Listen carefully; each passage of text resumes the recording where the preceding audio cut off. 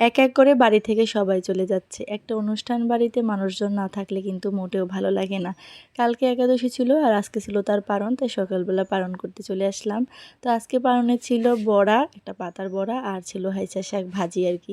আর বড়াটা অনেক মুচমুচে ছিল, খেতে ভীষণ ভালো লাগতেছিল। আর পারণের সকালবেলা এই খাবারগুলো খেতে আমার ভীষণ ভালো লাগে। খাবার খেতে খেতে দেখতেছিলাম চারদিক অন্ধকার করে আবার বৃষ্টি চলে আসছে। সারা রাত ধরে বৃষ্টি হওয়ার পরও এখন আবার সেই অন্ধকার করে বৃষ্টি চলে আসছে। আমি বারান্দায় বসে খেতেছিলাম আর বৃষ্টির জন্য অপেক্ষা করতেছিলাম।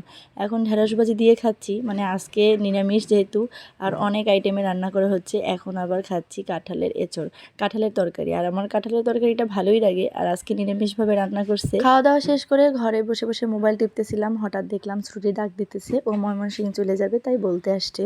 ওর যাওয়ার কথা ছিল দুপুরের দিকে, কিন্তু যেহেতু বৃষ্টি হচ্ছে তাই সকালবেলা একটু বৃষ্টি কমছে, তাই ও তখনই আর কি রওনা দিল, যেহেতু ও কালকে ইন্ডিয়াতে চলে যাবে। আমার পেমেন চলে যাচ্ছে তাই আমার মন খারাপ। এখন আমি বাড়িতে একা একা কিভাবে সময় কাটাবো? সামনে বড় মা অনুষ্ঠান হবে, তখন কেউ থাকবে না। আমার কি ভালো লাগে বলো তো?